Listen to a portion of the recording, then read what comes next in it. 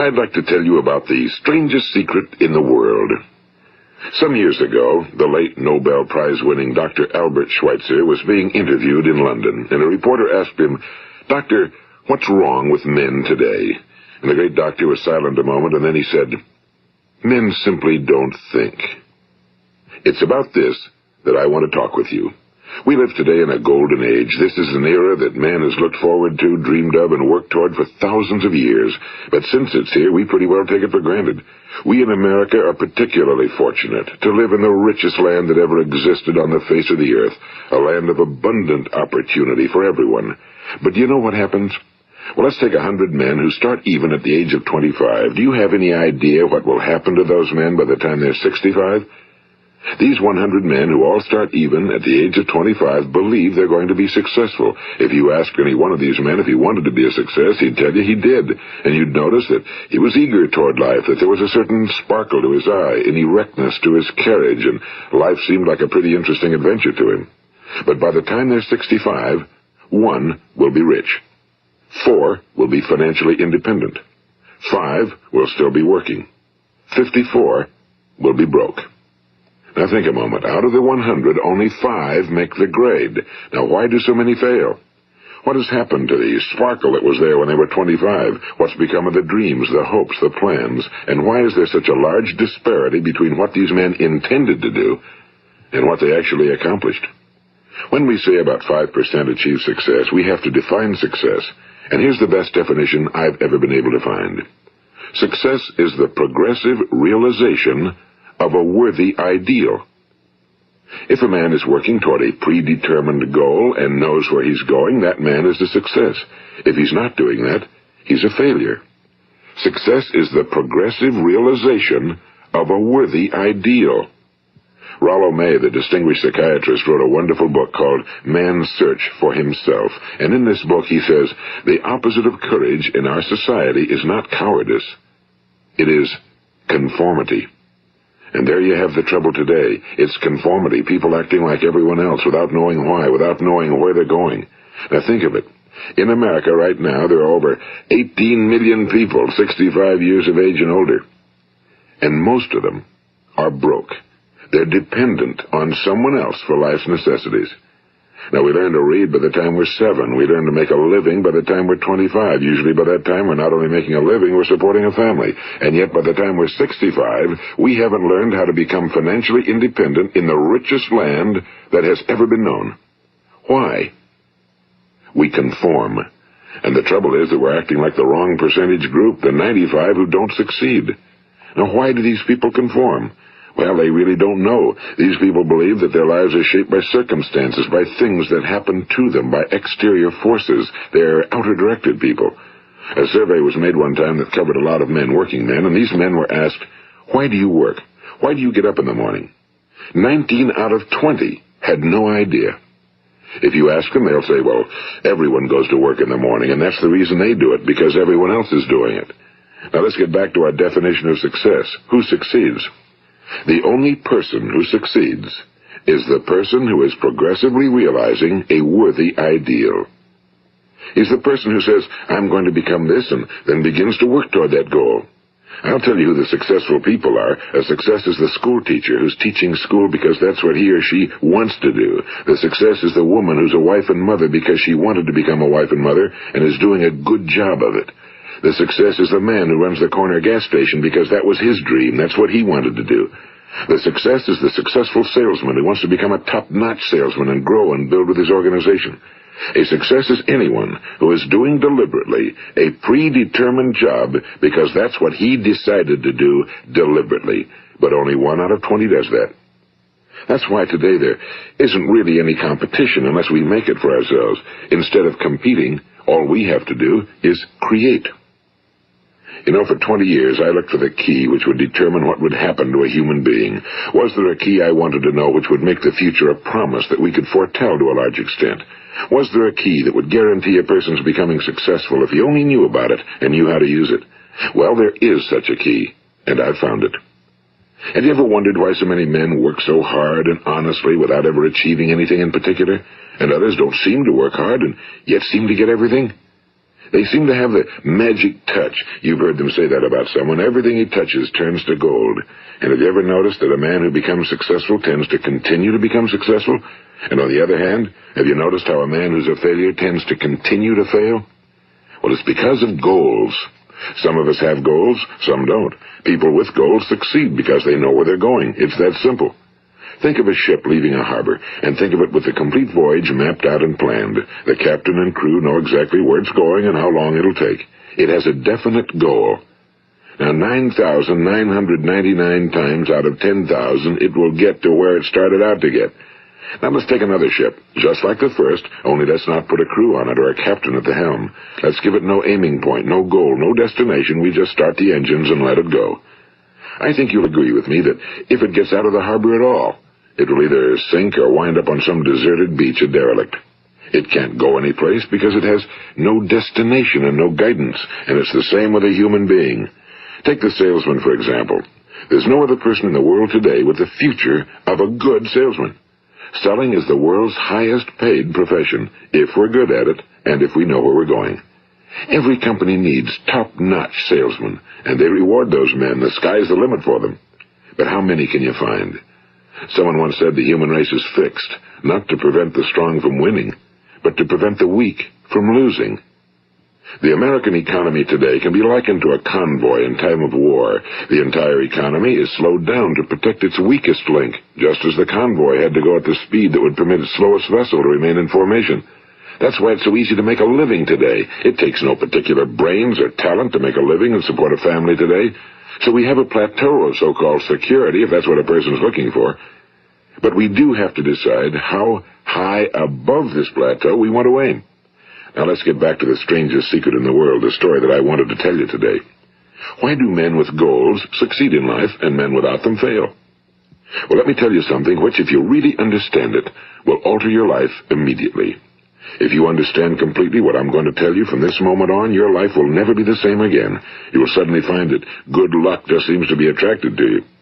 The things you want just seem to fall in line, and from now on you won't have the problems, the worries, the gnawing lump of anxiety that perhaps you've experienced before. Doubt, fear, well, they'll be things of the past. Here's the key to success and the key to failure. We become what we think about. Now let me say that again. We become what we think about. Throughout all history, the great wise men and teachers, philosophers and prophets have disagreed with one another on many different things. It's only on this one point that they are in complete and unanimous agreement. Listen to what Marcus Aurelius, the great Roman emperor, said. A man's life is what his thoughts make of it. Disraeli said this, everything comes if a man will only wait. I've brought myself by long meditation to the conviction that a human being with a settled purpose must accomplish it, and that nothing can resist a will that will stake even existence for its fulfillment. Ralph Waldo Emerson said this, a man is what he thinks about all day long. William James said, the greatest discovery of my generation is that human beings can alter their lives by altering their attitudes of mind. And he also said, we need only in cold blood act as if the thing in question were real, and it will become infallibly real by growing into such a connection with our life that it will become real. It will become so knit with habit and emotion that our interest in it will be those which characterize belief. And he also said, if you only care enough for a result, you will almost certainly attain it. If you wish to be rich, you will be rich. If you wish to be learned, you will be learned. If you wish to be good, you will be good. Only you must then really wish these things and wish them exclusively, and not wish at the same time 100 other incompatible things just as strongly. In the Bible you read in Mark 9:23, if thou canst believe, all things are possible to him that believeth. My old friend Dr. Norman Vincent Peale put it this way, this is one of the greatest laws in the universe. Fervently do I wish I had discovered it as a very young man. It dawned upon me much later in life, and I found it to be one of the greatest, if not my greatest discovery outside of my relationship to God.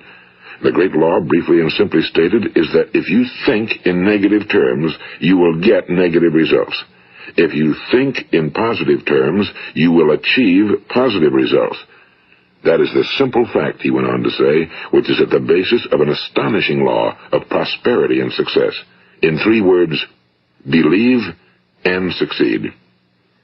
William Shakespeare put it this way: our doubts are traitors and make us lose the good we oft might win by fearing to attempt. George Bernard Shaw said, people are always blaming their circumstances for what they are. I don't believe in circumstances. The people who get on in this world are the people who get up and look for the circumstances they want, and if they can't find them, make them. Well, it's pretty apparent, isn't it? And every person who discovered this for a while believed that he was the first one to work it out. We become what we think about. Now, it stands to reason that a person who's thinking about a concrete and worthwhile goal is going to reach it, because that's what he's thinking about, and we become what we think about. Conversely, the man who has no goal, who doesn't know where he's going, and whose thoughts must therefore be thoughts of confusion and anxiety and fear and worry, becomes what he thinks about. His life becomes one of frustration and fear and anxiety and worry. And if he thinks about nothing, he becomes nothing. Now, how does it work? Why do we become what we think about? Well, I'll tell you how it works as far as we know. Now, to do this, I want to tell you about a situation that parallels the human mind. Suppose a farmer has some land, and it's good, fertile land. Now, the land gives the farmer a choice. He may plant in that land whatever he chooses. The land doesn't care. It's up to the farmer to make the decision. Now, remember, we're comparing the human mind with the land because the mind, like the land, doesn't care what you plant in it. It will return what you plant, but it doesn't care what you plant. Now, let's say that the farmer has 2 seeds in his hand. One is a seed of corn. The other is nightshade, a deadly poison. He digs 2 little holes in the earth, and he plants both seeds, one corn, the other nightshade. He covers up the holes, waters, and takes care of the land, and what will happen? Invariably, the land will return what's planted. As it's written in the Bible, as ye sow, so shall ye reap. Now remember, the land doesn't care. It'll return poison in just as wonderful abundance as it will corn. So up come the 2 plants, one corn, one poison. Now, the human mind is far more fertile, far more incredible and mysterious than the land, but it works the same way. It doesn't care what we plant. Success, failure. A concrete, worthwhile goal, or confusion. Misunderstanding, fear, anxiety, and so on. But what we plant, it must return to us. You see, the human mind is the last great unexplored continent on Earth. It contains riches beyond our wildest dreams. It will return anything we want to plant. Now, you might say, well, if that's true, why don't people use their minds more? Well, I think they figured out an answer to that one, too. Our mind comes as standard equipment at birth. It's free, and things that are given to us for nothing we place little value on. Things that we pay money for, we value. The paradox is that exactly the reverse is true. Everything that's really worthwhile in life came to us free. Our minds, our souls, our bodies, our hopes, our dreams, our ambitions, our intelligence, our love of family and children and friends and country, all these priceless possessions are free. But the things that cost us money are actually very cheap and can be replaced at any time. A good man can be completely wiped out and make another fortune. He can do that several times. Even if our home burns down, we can rebuild it. But the things we got for nothing, we can never replace. The human mind isn't used because we take it for granted. Familiarity breeds contempt. It can do any kind of job we assign to it, but generally speaking, we use it for little jobs instead of big, important ones. Universities have proved that most of us are operating on about 10% or less of our abilities. So decide now, what is it you want? Plant your goal in your mind. It's the most important decision you'll ever make in your entire life. What is it you want? Do you want to be an outstanding salesman? A better worker at your particular job? Do you want to go places in your company? In your community? Do you want to get rich? All you've got to do is plant that seed in your mind, care for it, work steadily toward your goal, and it will become a reality. It not only will, there's no way that it cannot. You see, that's a law, like the laws of Sir Isaac Newton, the laws of gravity. If you get on top of a building and jump off, you'll always go down. You'll never go up, and it's the same with all the other laws of nature. They always work. They're inflexible. Think about your goal in a relaxed, positive way. Picture yourself in your mind's eye as having already achieved this goal. See yourself doing the things you will be doing when you've reached your goal. Ours has been called the phenobarbital age, the age of ulcers and nervous breakdowns and tranquilizers. At a time when medical research has raised us to a new plateau of good health and longevity, far too many of us worry ourselves into an early grave trying to cope with things in our own little personal ways without learning a few great laws that will take care of everything for us. These things we bring on ourselves through our habitual way of thinking. Every one of us is the sum total of his own thoughts. He is where he is because that's exactly where he really wants to be, whether he'll admit that or not. Each of us must live off the fruit of his thoughts in the future, because what you think today and tomorrow, next month and next year, will mold your life and determine your future. You're guided by your mind. I remember one time I was driving through eastern Arizona, and I saw one of those giant earth-moving machines roaring along the road at about 35 miles an hour with what looked like 30 tons of dirt in it. A tremendous, incredible machine, and there was a little man perched way up on top with the wheel in his hands guiding it. And as I drove along, I was struck by the similarity of that machine to the human mind. Just suppose you're sitting at the controls of such a vast source of energy. Are you going to sit back and fold your arms and let it run itself into a ditch?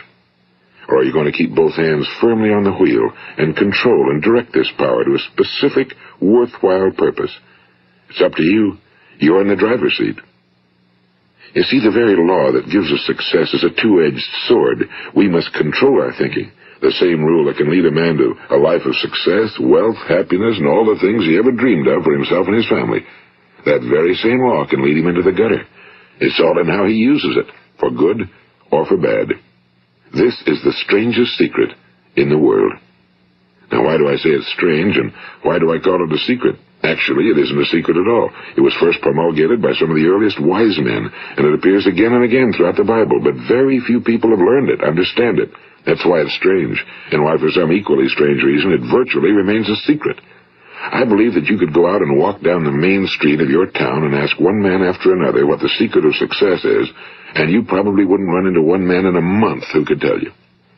Now, this information is enormously valuable to us if we really understand it and apply it. It's valuable to us not only for our own lives, but the lives of those around us, our families, employees, associates, and friends. Life should be an exciting adventure. It should never be a bore. A man should live fully, be alive. He should be glad to get out of bed in the morning. He should be doing a job he likes to do because he does it well. One time I heard Grove Patterson, the great late editor-in-chief of the Toledo Daily Blade, make a speech, and as he concluded his speech, he said something I've never forgotten. He said, "My years in the newspaper business have convinced me of several things. Among them, that people are basically good, and that we came from someplace, and we're going someplace. So we should make our time here an exciting adventure.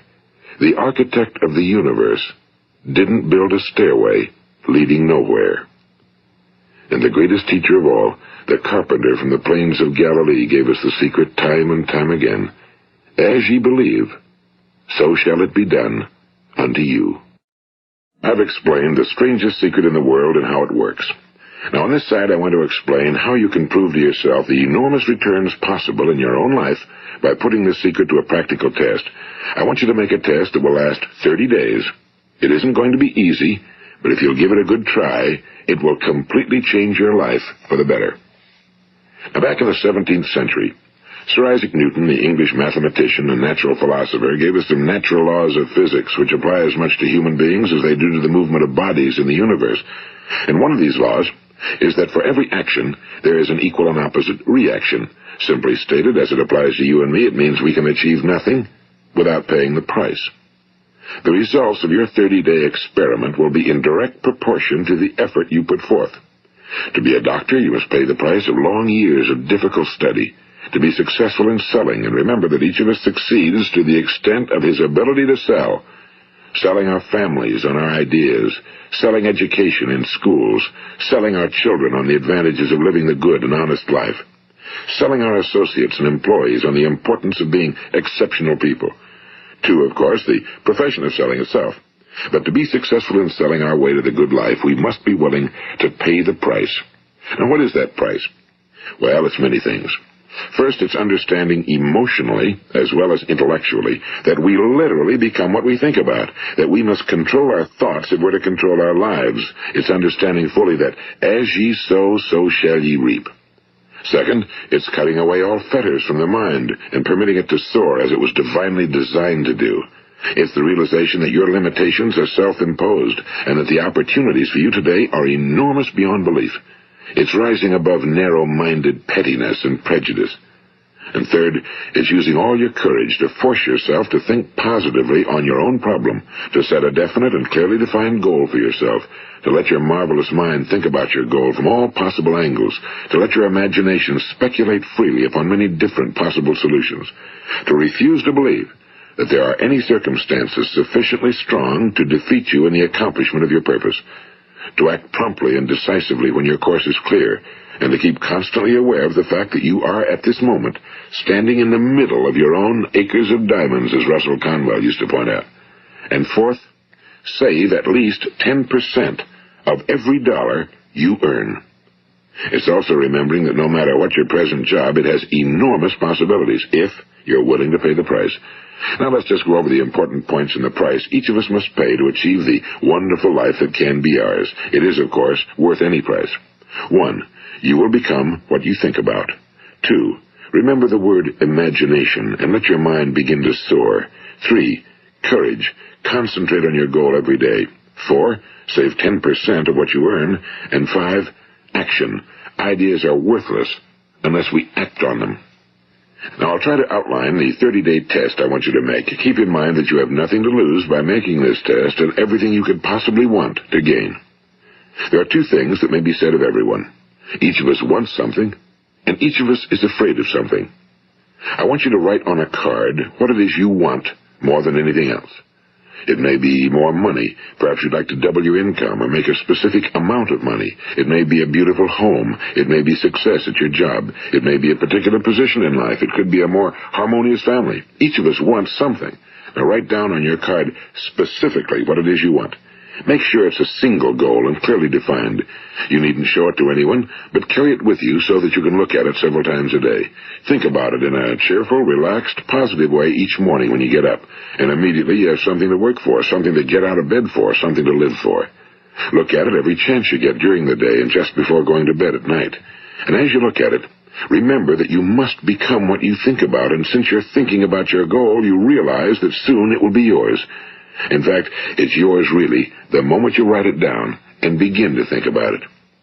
Look at the abundance all around you as you go about your daily business.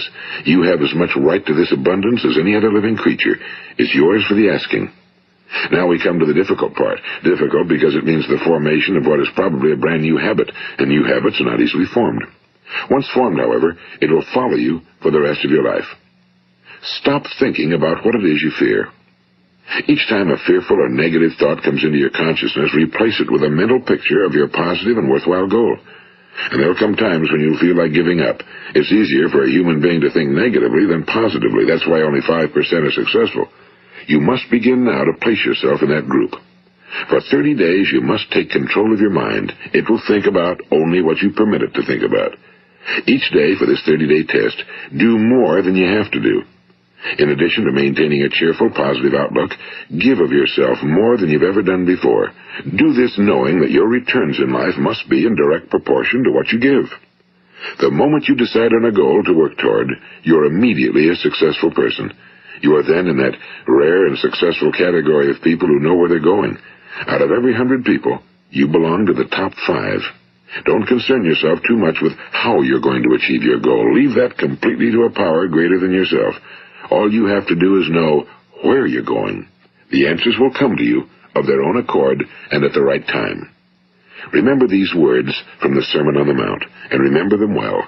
Keep them constantly before you this month of your test. Ask, and it shall be given you. Seek, and ye shall find. Knock, and it shall be opened unto you. For every one that asketh receiveth, and he that seeketh findeth, and to him that knocketh it shall be opened. It's as marvelous and as simple as that. In fact, it's so simple that in our seemingly complicated world, it's difficult for an adult to understand that all he needs is a purpose and faith. For 30 days, do your very best. If you're a salesman, go at it as you've never done before, not in a hectic fashion, but with the calm, cheerful assurance that time well spent will give you the abundance in return you deserve and want. If you're a homemaker, devote your 30-day test to completely giving of yourself without thinking about receiving anything in return, and you'll be amazed at the difference it makes in your life. No matter what your job, do it as you've never done it before for 30 days. And if you've kept your goal before you every day, you'll wonder and marvel at this new life you've found. Dorothea Brand, the outstanding editor and writer, discovered it for herself and tells about it in her fine book, Wake Up and Live. Her entire philosophy is reduced to the words, act as though it were impossible to fail. She made her own test with sincerity and faith, and her entire life was changed to one of overwhelming success. Now, you make your test for 30 full days. Don't start your test until you've made up your mind to stick with it. You see, by being persistent, you're demonstrating faith. Persistence is simply another word for faith. If you didn't have faith, you'd never persist. If you should fail during your first 30 days, by that I mean suddenly find yourself overwhelmed by negative thoughts, you've got to start over again from that point and go 30 more days. Gradually, your new habit will form until you find yourself one of that wonderful minority to whom virtually nothing is impossible. And don't forget the card. It's vitally important as you begin this new way of living. On one side of the card, write your goal, whatever it may be. On the other side, write the words we've quoted from the Sermon on the Mount. Ask, and it shall be given you. Seek, and ye shall find. Knock, and it shall be opened unto you. Nothing great was ever accomplished without inspiration. See that during these crucial first 30 days, your own inspiration is kept at a peak. And above all, don't worry. Worry brings fear, and fear is crippling. The only thing that can cause you to worry during your test is trying to do it all yourself. Know that all you have to do is hold your goal before you. Everything else will take care of itself. Remember also to keep calm and cheerful. Don't let petty things annoy you and get you off course. Now, since making this test is difficult, some will say, why should I bother? Well, look at the alternative. No one wants to be a failure. No one really wants to be a mediocre individual. No one wants a life constantly filled with worry and fear and frustration. Therefore, remember that you must reap that which you sow. If you sow negative thoughts, your life will be filled with negative things. If you sow positive thoughts, your life will be cheerful, successful, and positive. Now, gradually, you will have a tendency to forget what you've heard on this recording. Play it often. Keep reminding yourself of what you must do to form this new habit. Gather your whole family around at regular intervals and listen to what's been said here. You know, most men will tell you that they want to make money without understanding the law. The only people who make money work in a mint. The rest of us must earn money. This is what causes those who keep looking for something for nothing or a free ride to fail in life. The only way to earn money is by providing people with services or products which are needed and useful. We exchange our time and our product or service for the other man's money. Therefore, the law is that our financial return will be in direct proportion to our service. Now, success is not the result of making money. Making money is the result of success, and success is in direct proportion to our service. Most people have this law backwards. They believe that you're successful if you earn a lot of money. The truth is that you can only earn money after you're successful. It's like the story of the man who sat in front of the stove and said to it, "Give me heat, and then I'll add the wood." How many men and women do you know, or do you suppose there are today, who take the same attitude toward life? There are millions. We've got to put the fuel in before we can expect heat. Likewise, we've got to be of service first before we can expect money. Don't concern yourself with the money. Be of service. Build, work, dream, create. Do this, and you'll find there's no limit to the prosperity and abundance that will come to you. Prosperity, you know, is founded upon a law of mutual exchange. Any person who contributes to prosperity must prosper in turn himself. Sometimes the return will not come from those you serve, but it must come to you from someplace, because that's the law. For every action, there is an equal and opposite reaction. As you go daily through your 30-day test period, remember that your success will always be measured by the quality and quantity of service you render, and money is a yardstick for measuring this service. No man can get rich himself unless he enriches others. Now, there are no exceptions to a law. You can drive down any street in America and from your car estimate the service that's being rendered by the people living on that street. Had you ever thought of this yardstick before? It's interesting. Some, like ministers and priests and other devoted people, measure their returns in the realm of the spiritual, but again, their returns are equal to their service. Once this law is fully understood, any thinking person can tell his own fortune. If he wants more, he must be of more service to those from whom he receives his return. If he wants less, he has only to reduce his service. This is the price you must pay for what you want. If you believe you can enrich yourself by deluding others, you can end only by deluding yourself. It may take some time, but just as surely as you breathe, you'll get back what you put out. Don't ever make the mistake of thinking you can avert this. It's impossible. The prisons and the streets where the lonely walk are filled with people who tried to make new laws just for themselves. We may avoid the laws of man for a while, but there are greater laws that cannot be broken. An outstanding medical doctor recently pointed out 6 steps that will help you realize success. 1. Set yourself a definite goal. 2. Quit running yourself down. 3. Stop thinking of all the reasons why you cannot be successful and instead think of all the reasons why you can. 4. Trace your attitudes back through your childhood and try to discover where you first got the idea you couldn't be successful, if that's the way you've been thinking. 5. Change the image you have of yourself by writing out a description of the person you would like to be. And 6. Act the part of the successful person you have decided to become. The doctor who wrote those words is a noted West Coast psychiatrist, Dr. David Harold Fink. Do what the experts since the dawn of recorded history have told you you must do. Pay the price by becoming the person you want to become. It's not nearly as difficult as living unsuccessfully. Make your 30-day test, then repeat it again, and each time it will become more a part of you until you'll wonder how you could ever have lived any other way. Live this new way, and the floodgates of abundance will open and pour over you more riches than you may have dreamed existed. Money? Yes, lots of it. But what's more important, you'll have peace. You'll be in that wonderful minority who lead calm, cheerful, successful lives. Start today. You have nothing to lose, but you have a whole life to win. This is Earl Nightingale, and thank you.